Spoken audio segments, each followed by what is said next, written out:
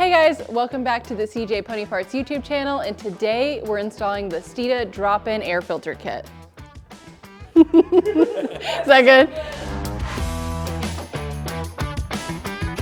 To start off, we're gonna pop the hood and disassemble the factory intake.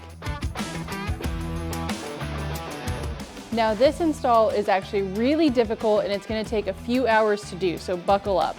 But the first thing you're gonna wanna do is unclip and remove this factory airbox cover.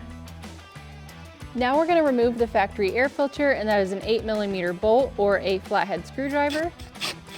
Just loosen that.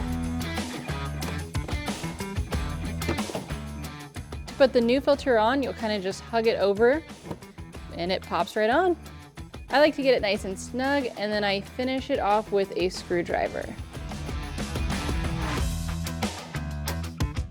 All you gotta do is say, yeah, that ain't going nowhere.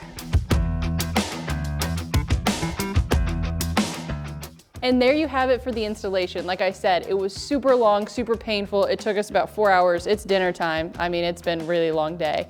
But no, it is super easy. Basically just replacing the filters. But I do love the nice blue pop this one has in the engine bay, especially for the blue car that we have.